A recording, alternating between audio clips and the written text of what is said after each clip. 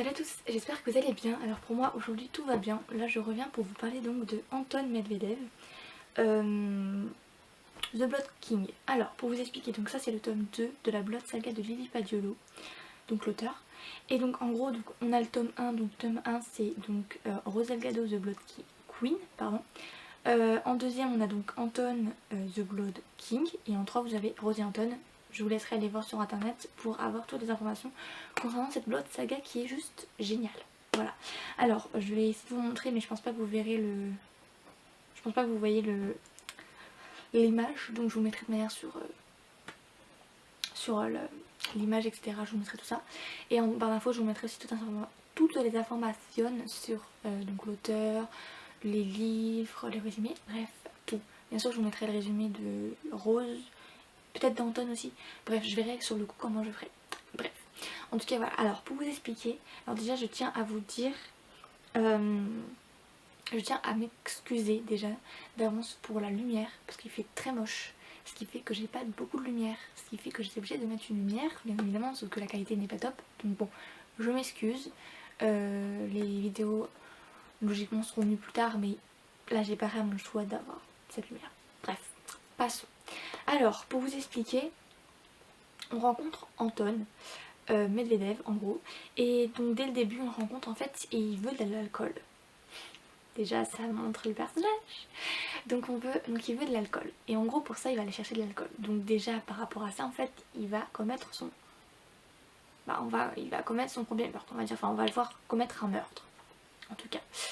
Et en fait au fur et à mesure de l'histoire, on va comprendre...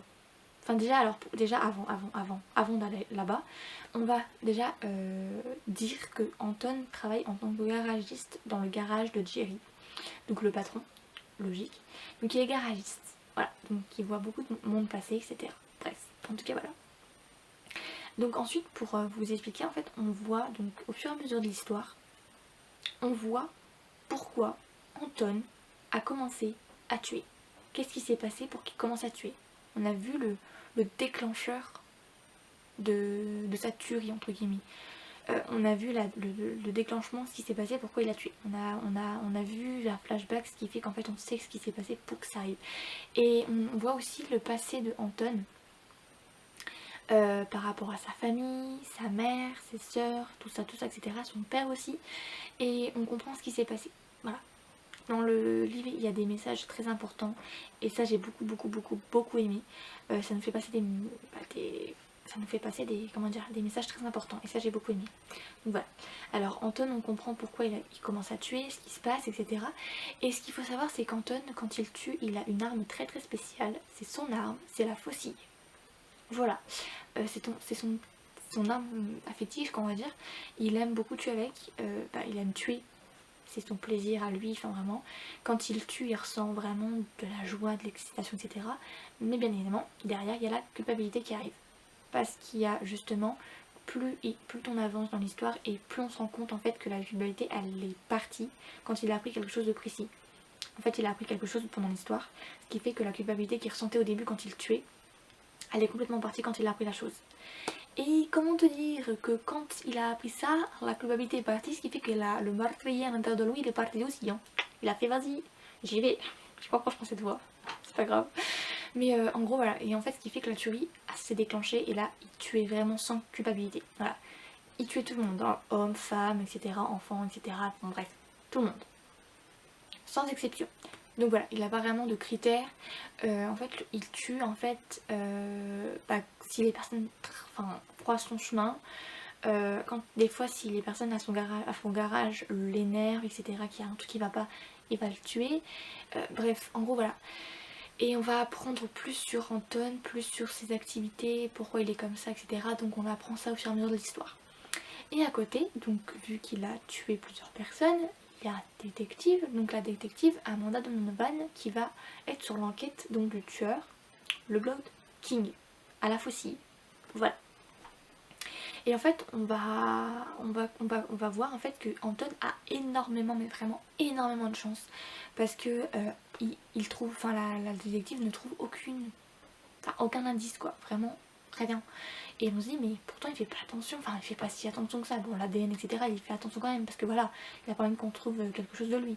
Mais sinon en dehors de ça il fait pas non plus super attention, il fait pas non plus, il est pas parano quoi, vraiment. Et en gros ce qui se passe c'est qu'en gros il n'y a aucune scène, enfin sur toutes les scènes de crime il n'y a aucun indice. Et donc pendant ce temps là, plus Amanda Donovan va chercher, etc. Et plus on va en apprendre sur elle aussi, sur son passé, ce qui s'est passé avec son mari, son enfant, etc. Et pourquoi elle est comme ça maintenant, actuellement, pourquoi elle est aussi pas froide, pourquoi elle est comme ça en fait, pourquoi elle est telle qu'elle est, en gros. Donc voilà. Et on va en apprendre beaucoup plus sur elle aussi.